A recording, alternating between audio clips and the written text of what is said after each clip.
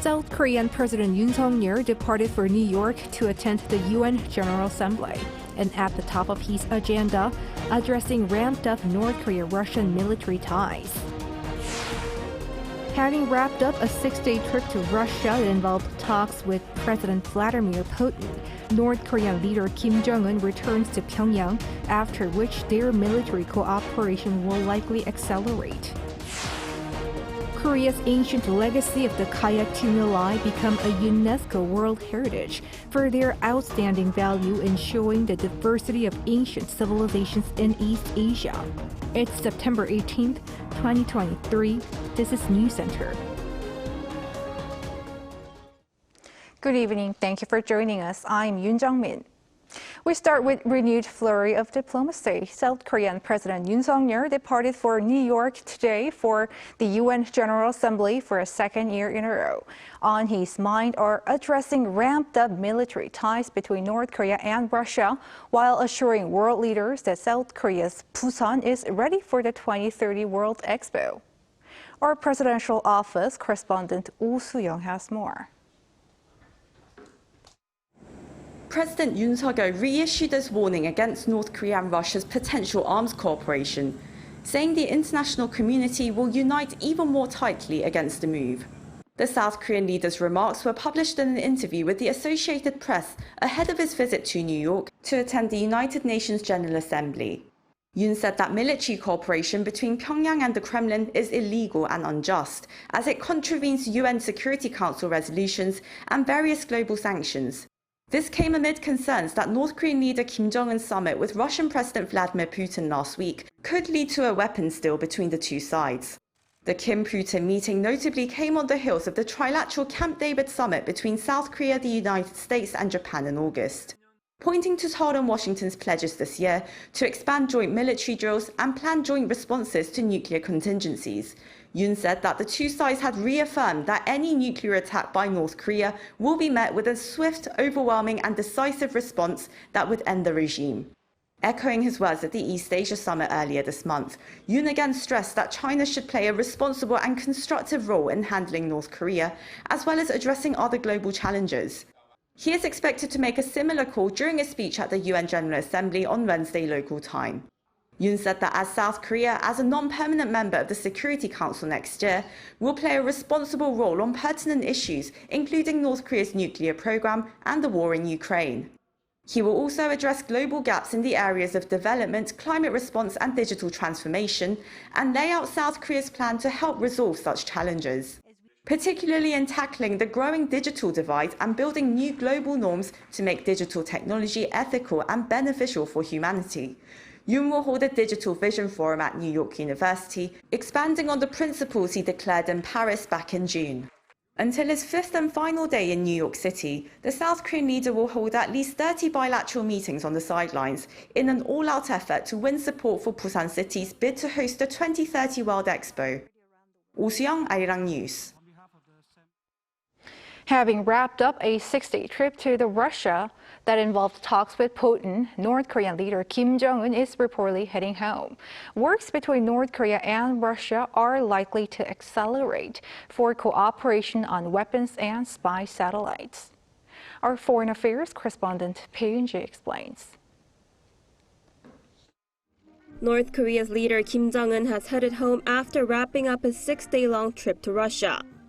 The North State media said on Monday that Kim successfully completed his trip and left Vladivostok on Sunday. It added that the visit will open up a, quote, new chapter in their bilateral relations. Amid signs of the two isolated countries strengthening military cooperation, the international community has voiced criticism that any arms deal between North Korea and Russia would be a violation of UN Security Council resolutions. Regarding the matter, Russian Foreign Minister Sergei Lavrov said Moscow wants to develop, quote, equal and fair cooperation with North Korea, despite sanctions imposed on the regime by the UN Security Council. During an interview with Russia's state media on Sunday local time, he said it was the UN Security Council that imposed sanctions on North Korea, not Russia. This comes after the Kremlin earlier said it abides by UN sanctions, but that it has a right to develop relations with its neighbors, including in relation to sensitive topics. Kim Jong-un's trip to Russia was his longest foreign trip since he took power in 2011. He arrived in Russia last Tuesday and had a 5-hour meeting with Putin the next day. He then went on a tour of Russia's Far East, visiting key military facilities and inspecting weapons like nuclear-capable strategic bombers, hypersonic missiles, and warplanes before leaving on Sunday. An expert told Arirang News that Kim would want to gain technology to make leaps and bounds for not only his spy satellite program, but also for missiles. But he would likely want more military technology from Russia to continue to augment and refine North Korea's capabilities. And his visit was really a buffet line of military-related facilities in Russia that he may want to gain technology from.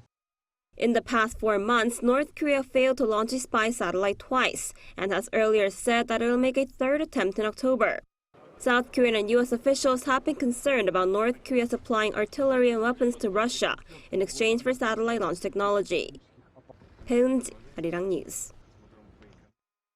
North Korea has started to send its athletes to China to take part in the Hangzhou Asian Games set to kick off this Saturday. 20 more North Korean athletes reportedly traveled to the city after around 60 had arrived there last Friday. Sources say the group left the north border city of Siniju by bus and arrived in China's Dandong, located just over the border. From there, they most likely boarded a flight to Hangzhou. North Korea has registered a total of 191 athletes to attend this year's Asian Games, so the regime will likely use the same route to send the rest of them to Hangzhou. U.S. National Security Advisor Jake Sullivan has met Chinese Foreign Minister Wang Yi for closed-door consultations. Amid tense talks over Taiwan, the two countries say their talks were candid. Now eyes are on a possible Washington-Beijing summit in the weeks to come. Choi Min-jung reports. Top officials from the United States and China held candid talks over the weekend ahead of a potential meeting between their leaders later this year. Washington and Beijing separately announced on Sunday that U.S. National Security Advisor Jake Sullivan and Chinese Foreign Minister Wang Yi held candid, substantive, and constructive talks during multiple meetings over the course of the 2 days. The talks were held on the Mediterranean island nation of Malta. The two sides reportedly discussed key issues and bilateral relations between the U.S. and China, global and regional security matters, and Russia's war against Ukraine.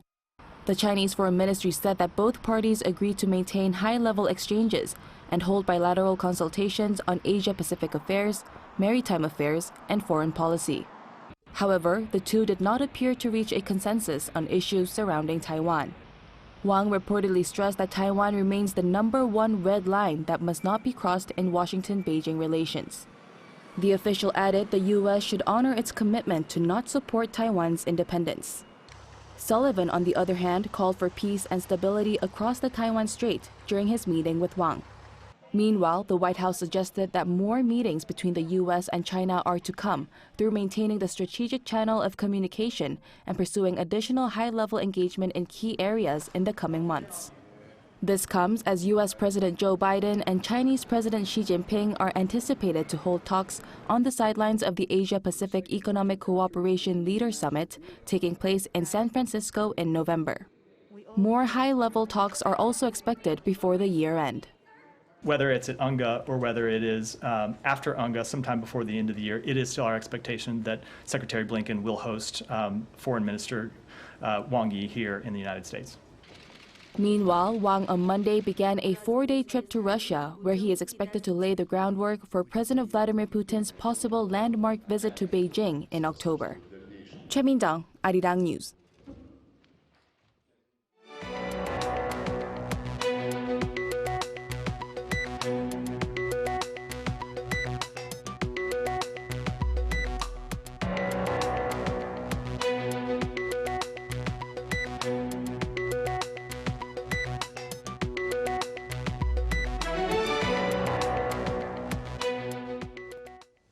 A collection of ancient tombs here in Korea have been given a UNESCO World Heritage status for their outstanding value in showing the diversity of ancient civilizations in East Asia. Shin Se-byuk has more.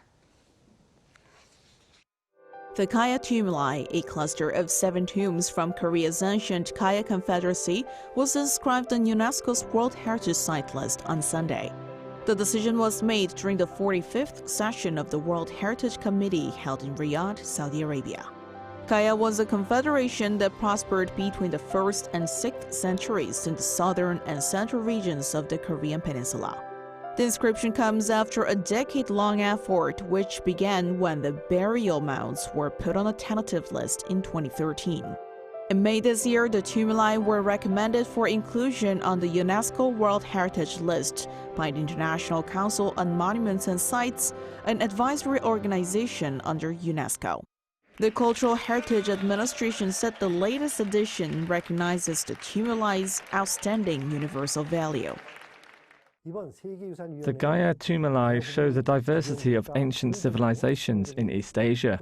They serve as evidence that neighboring countries could maintain horizontal relationships while maintaining autonomy. The cone-shaped burial mounds, which extend across the hills of Goryeo in Gyeongsangnam Province, include burial accessories and items showing the Confederation's network of trade as well as shared cultural commonalities. With the latest inscription, Korea now has 16 sites on the UNESCO World Heritage List. The Cultural Heritage Administration plans to pursue a UNESCO World Heritage listing for landmarks such as the capital fortification of Hanyang in Seoul. 신세벽, Arirang News. The Korean authorities speed up its goal of building a global high-tech industrial cluster by injecting funds worth $1.7 billion over the next 5 years, while easing regulations on investment for venture firms. An Sung-jin has more. Amid efforts to boost industrial competitiveness, the South Korean government reiterated measures to nurture a high-tech industry global cluster. At an emergency meeting held at the Seoul government complex on Monday, Finance Minister Chu Kyung-ho and affiliated ministers announced plans to follow up those made at a meeting with President Yoon Suk-yeol in June to accelerate efforts to make South Korea an industrial powerhouse. The meeting centered around boosting investment and easing regulations. The government plans to invest a total of $1.7 billion until 2028 in industrial clusters for high-tech and biotech industries, research and development infrastructure, and support for startups. We'll start off by investing around $300 million in 2024. It also revamped rules for the private investment venture ecosystem by raising the external investment limit on capital invested by general holding companies from 40% to 50%. The finance minister is aiming to strengthen other regulations as well. We'll promptly amend related laws within this year to allow business support service companies in law, accounting, and venture capital fields to move into industrial facility area clusters. However, limitations remain as far as becoming a world-leading industrial cluster is concerned, due to regulations on business sectors that can move in, venture capital investment based on policy funds, and a lack of technological commercialization. The government aims to promote tax exemptions for public institutions and establish detailed plans for special clusters. With the aim of establishing South Korea as a stable manufacturing and export center by emphasizing the role of industrial clusters amid intensified competition over technology hegemony, the government will continue to accelerate its effort. An Sung-jin, Arirang News. The Finance Ministry's tax revenue projection for 2023 is around 14.8% short of its initial forecast. According to the latest revision by the ministry on Monday, tax revenue is expected to decrease by 59 trillion won from the previous outlook made earlier this year, which is around $44 billion. That is the largest shortage ever, resulting to an estimated total tax income of about 341 trillion won, or approximately $257 billion. The ministry says this is mainly attributed to sluggish exports of Korean companies, especially in the semiconductor industries, due to this global economic slowdown. Today, 4.04 million doses of the Pfizer vaccine targeting COVID-19 XBB.1.5 variant arrived in Korea. Korea Disease Control and Prevention Agency says that the vaccine, which targets a specific subvariant of Omicron, will be used as the seasonal COVID vaccination. Pfizer's vaccine was approved by the European Medicines Agency in late August and has received emergency use authorization in Korea. 10 million doses will be gradually introduced, including today's shipment. Specific COVID-19 vaccination plans will be announced next week, with the priority being given to individuals aged over 65 and older. Prosecutors have requested an arrest warrant again for the nation's main opposition Democratic Party leader Lee Jae-myung. He faces corruption allegations, among others. Lee was taken to hospital earlier in the morning due to his deteriorating health from a prolonged hunger strike. Our Kim Jong-sil reports. Democratic Party leader Lee Jae-myung's limit came on the 19th day of his hunger strike, something he began almost 3 weeks ago to protest the Yoon administration.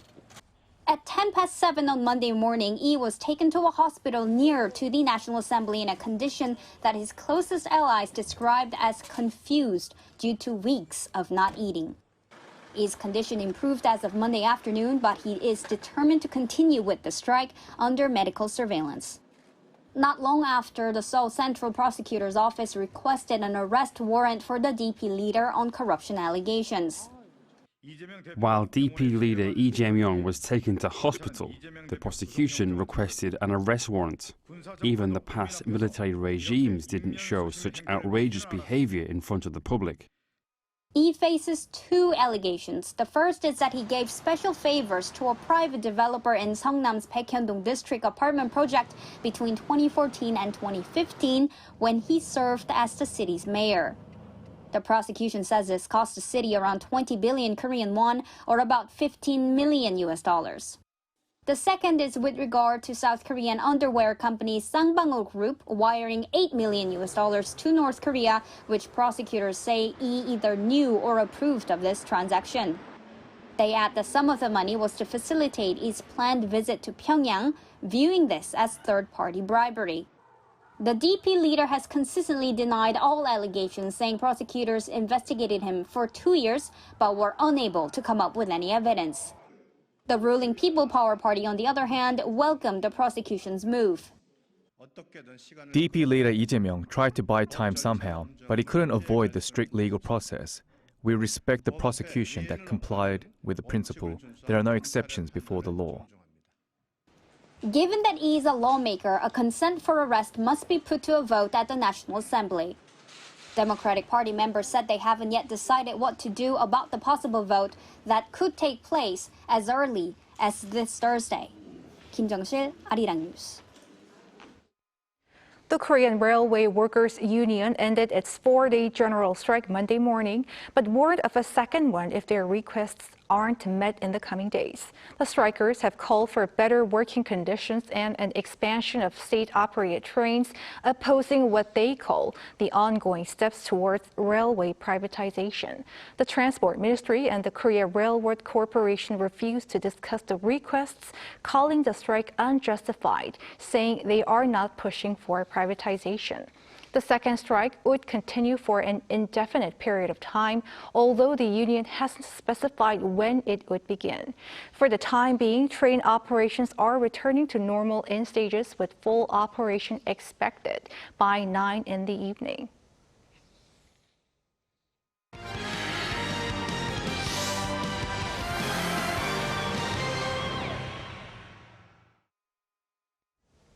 Time now to take a look at what's been happening in the world of sports. Joining us in the studio is our sports editor, Paul Neat. Evening, Paul. Hello there. The Asian Games is just around the corner, and one of South Korea's well-known athletes, stars, seem to be in good form. High jumper Woo Sung-hyuk with the Diamond League title.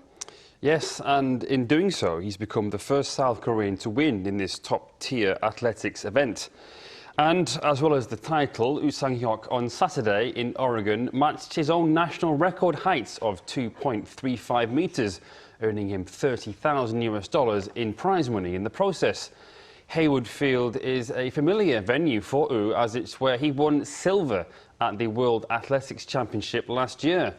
Woo made it to the final by finishing in the top 6 in the Diamond League points, earning 4th spot. Norbert Kobiewski of Poland came second after clearing 2.33 meters. Juvon Harrison of the United States, who finished third, also cleared 2.33 meters, but needed 2 more attempts than his Polish counterpart Kobielski. And the Asian Games get underway officially on Saturday with the opening ceremony, but football tournament actually begins earlier. South Korea's men and women's teams are in action this week. Yes, that's right. Tomorrow, in fact, for the men's team. They face Kuwait to get their Group E campaign up and running. South Korea's men's team won gold in 2018 in Indonesia and in 2014 on home soil, and so will be looking for a 3rd straight gold. The team will be without Lee Gang-in, though, for the first game. The attacking midfielder will make his return from injury in Paris Saint-Germain's European Champions League match with Borussia Dortmund on Tuesday, local time. Then he will join up with the Korea squad at the Asian Games. After the game tomorrow against Kuwait, it's Thailand on Thursday and then Bahrain on Sunday. For the women's team, their first game is against Myanmar on Friday, then the Philippines next Monday and Hong Kong next Thursday. There are some other sports getting underway this week too. Beach volleyball, indoor volleyball and cricket all begin tomorrow as well. And let's talk more about football. The K-League has hit a new attendance record. What's that? Yes, right. Well, 1.83 million fans in 176 games so far this season is a new record. This beats the previous record of 1.82 million in 228 matches in 2019. Now, this is based on counting the number of paid spectators, not freebies or press, something that K-League shifted to in 2018. And the record will only get bigger as well, as there are still 50 matches to go and the business end of the season is just around the corner with a close race for the top 6 and a tightly contested relegation battle, meaning 2 million fans is well within reach. The average attendance per match has been at around 10,400. By club, FC Seoul have had the highest average attendance so far at 21,830, followed by Ulsan Hyundai at just over 17,500, and then Daesun Hana Citizen with around 13,000. And finally to golf. South Korean Kim Sung-hyun has finished runner-up at PGA Tour fall event. Yes, that's right, and that's his best performance on the PGA Tour as well. But not only that, it's only the 25-year-old's second top 10 finish at the Fortinet Championship in Napa, California on Sunday local time. Kim shot a 19 under 269, finishing just 2 strokes behind the winner, Sahith Theegala of the US. The FedEx Cup fall consists of 7 events, and only those who ranked outside the top 50 in terms of their FedEx Cup points can collect points in these 4 events.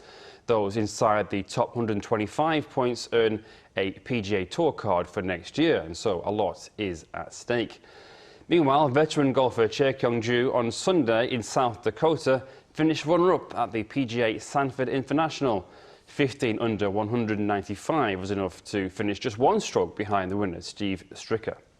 Great. Thanks for that, Paul. We'll see you next week. Thank you. See you.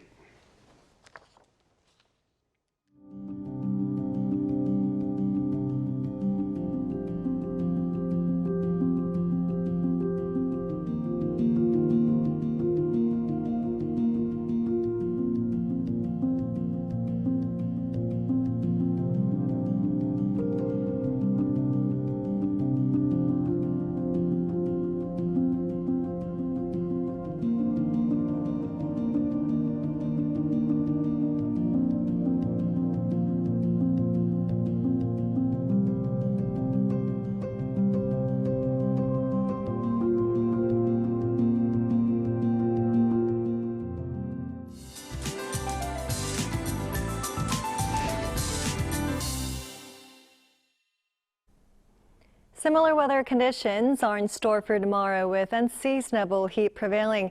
Under partly cloudy skies, daytime highs will exceed the seasonal average at 27 degrees Celsius in Seoul. For parts of the south, a high-pressure system will be more dominant, which will lead to much warmer spells.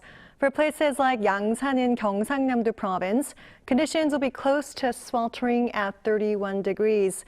With the heat, the sun's UV radiation will be strong nationwide. And brief showers are expected for parts of Gyeonggi-do province for the afternoon hours. The amount of rainfall won't be too much, with about 5 millimeters. By Wednesday, a widespread low-pressure system will enter the country, producing nationwide rain. At times, local downpours are expected, so make sure to plan accordingly. Morning temperatures will be 1 to 2 degrees higher than today. Seoul and Gwangju will be starting off at 21 degrees. Highs in Seoul will get up to 27, Daejeon 28, Daegu, Gyeongju, and Busan will all be topping out at 29 degrees. After the rain, morning temperatures will fall below the 20-degree mark on Thursday. That's all for now, and here are the weather conditions around the world.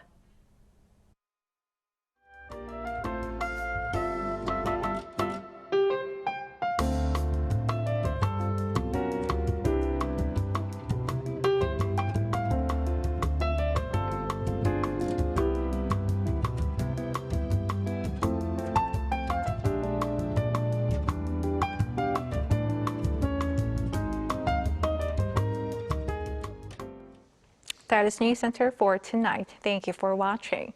A panel session coming up.